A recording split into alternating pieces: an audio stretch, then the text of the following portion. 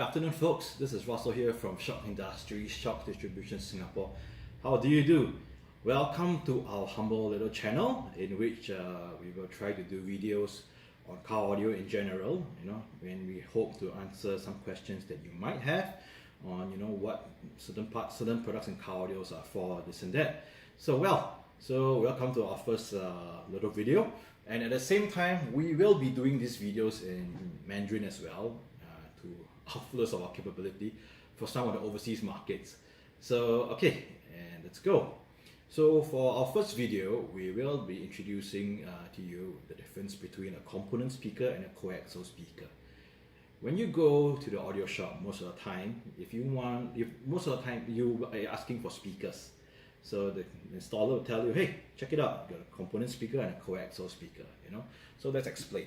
Over here, what we have today is this is the Formula X 6200H entry-level component speaker, and we have the Prism 652 SQ652 coaxial speaker as well. So component, coaxial. Let's touch on the component speaker first.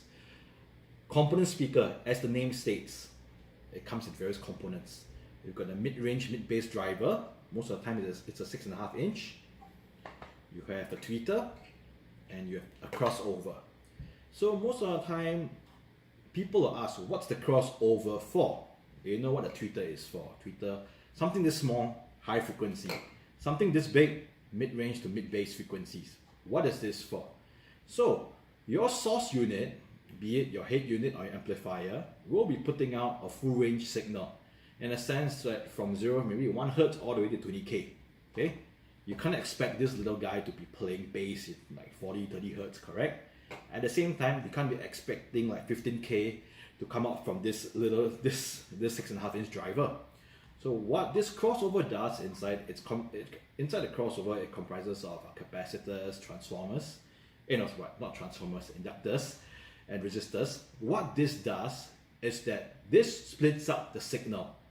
It splits up the signal in which the high frequencies will go to the tweeter and the mid-range, mid-bass frequencies will go to the 6.5 inch. So as you can see, the inputs over here, your source goes here, be it your head unit or your amplifier here, speaker in, then two out to your tweeter and to your mid-bass driver. Now onto the coaxial.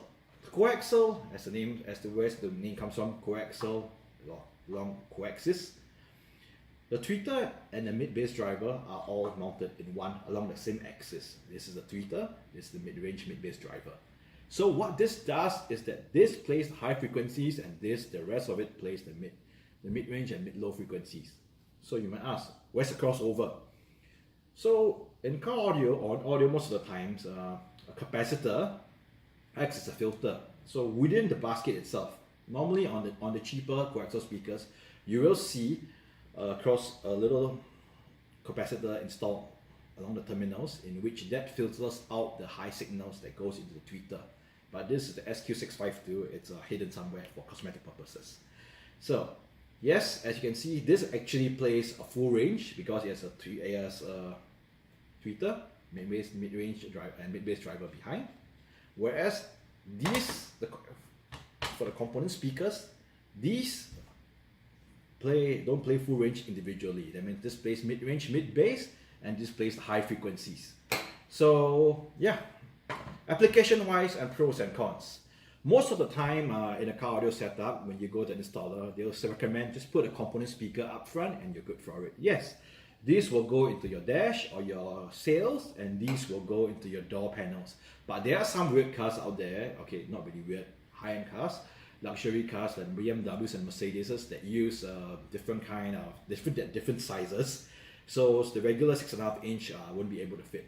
So yes, these go into the door, and these go on the dash onto your sail. In the old school days, or at current, some people used to put the tweeters in the kick panels. So depending if you're left-hand drive or right-hand drive, or if you have the space. In Asia, we don't have the space. In the US, I know you guys have the space.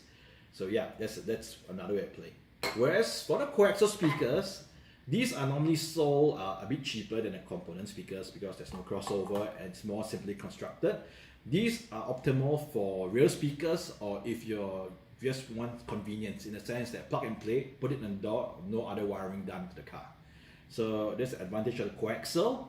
It's easier to install than this because when you wire up the component speakers, you have to wire up the crossover, you have to pull the cables for the tweeters and all. So yes, pros, this is easier to install than this, but this will sound better than this because this has a dedicated crossover network. It will split the signals properly, and at the same time, you got your tweeter, you've got your mid-bass driver, and your tweeters on your dash. So if this is in the door, your sound will be at your legs. But with the tweeters and this, your sound, you'll have a better sound stage than the coaxial speaker. So this is just a basic understanding of what a component and a coaxial speaker does, what they all are all about. So stay tuned for more. We will be sharing more about other products as well. So thank you once again for your support and watching, and subscribe to our channel, like our page, leave us a comment if you have any questions you would like to help. And yes, okay, so thank you very much and power!